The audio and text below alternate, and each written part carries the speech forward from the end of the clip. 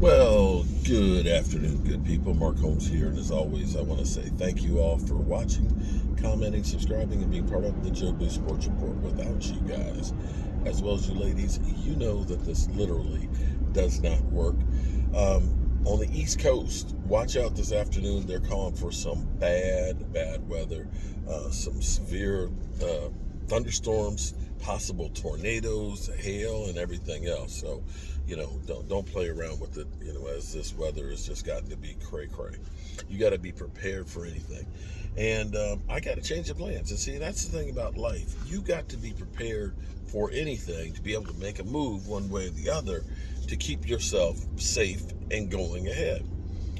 I'm curious your all thoughts because I'm hearing this interview with Dak Prescott, and it seems to be the main theme that's been going on through Dallas Cowboys camp. Okay, I tell you, it seems like there's an excitement in the air, even a little bit, can I say, electricity.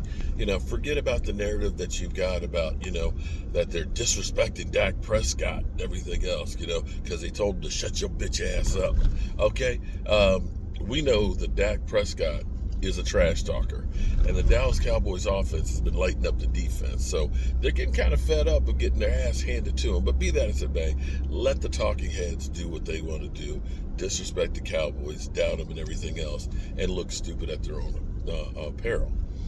But Dak was talking about communication and being on the same page. Now, I look at this as a subtle dig at where we were with Kellen Moore. Now, the thing that's always so funny is when we have somebody, they always say, you need to get rid of it. You got to make a change. Because last year, people were saying, Kellen Moore, what is Kellen Moore doing? He needs to change, right? We get rid of a guy, and then it turns out it's like all of a sudden they're the greatest thing in the world.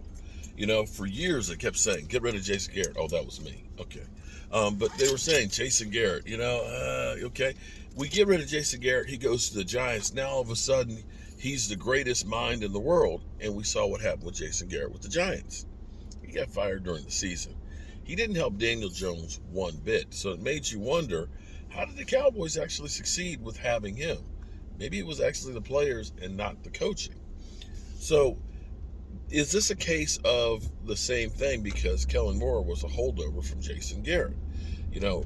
People look at it and want to give all the credit to Kellen Moore. Maybe you're looking at the wrong spot on that, because we could see so many times where receivers gave up on routes or seemed like they weren't on the same page with the quarterback.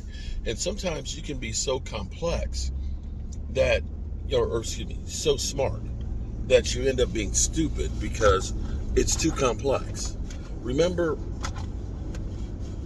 sorry, my big batteries, they're charging. It keeps falling on my leg. Remember in 2020, Jalen Smith with Mike Nolan, we were going to be a 3-4, 4-3 hybrid. We're going to match up with everything. The defense ended up being too complex for the guys. And you can see it, in fact, they were saying it. Yeah, it's too complex. We don't know where we're going to be or where we're supposed to be. And they hesitated. And what you have to understand in football is the average play is only like 7 or 8 seconds. You don't have time to think. You have to be instinctive and be able to react. So back to this comment with Dak and the offense. The talking heads will say the Cowboys are dumbing down the offense for Dak Prescott because they ultimately want to look for something to say Dak Prescott is just not that guy. Be that as it may, it's not just Dak Prescott. You look at Bud. Be that as it may, you got basically 3 seconds to get that ball out. And you want to make sure that the ball is going to the same place that the quarterback thinks it's supposed to go and the wide receiver. And I kind of look at this as Kellen Moore is too complex.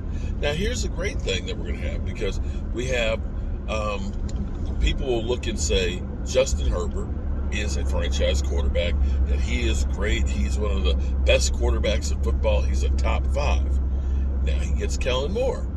We'll see how well he does with Kellen Moore as the play caller versus Mike McCarthy. I will say looking at Brian Schottenheimer, who has been an offensive coordinator for 14 years.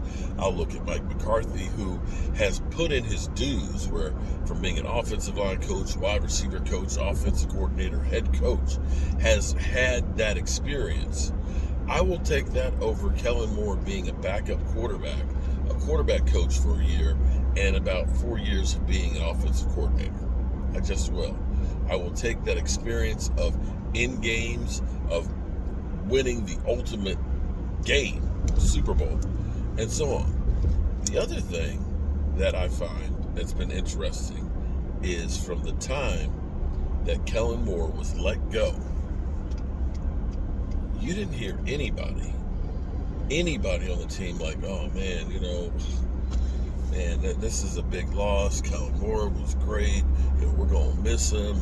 And we heard nothing in the way of Kellen Moore.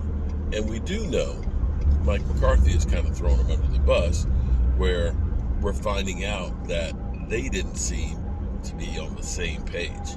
Now, if you want to look at things that I love about this, is Mike McCarthy is not in a vacuum where it's just him and the play calling, so to speak.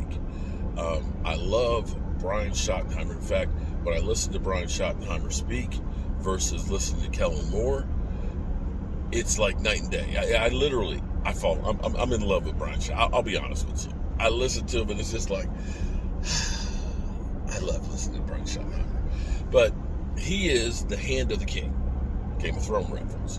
He is the guy that's going to be there to bounce off Mike McCarthy the ideas, to give him real-time information. Together, they're going to be working together.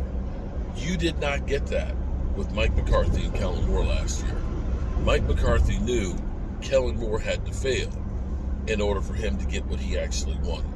And that's exactly where we are. So, I'd like to know, do you think that Dak was taking a dig at Kellen Moore? Or was he just happy about the situation that he has right now? What do you think, honey? I'm sorry, I wasn't listening. You weren't listening? Sorry.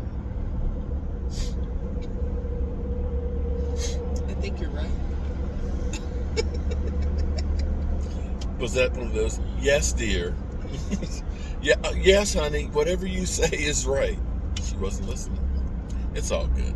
But football is back, and come Saturday night, we'll be watching the Dallas Cowboys versus the Jacksonville Jaguars. And yeah, preseason, first preseason game. Tracy's like, really?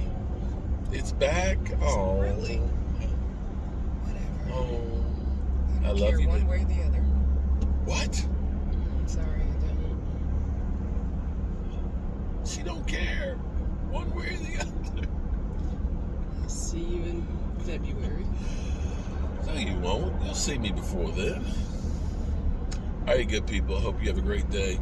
On my way to Waynesboro to work on the red brick house. And this week, it's going to be a big week, trying to get my final on my electric, my plumbing, and my HVAC.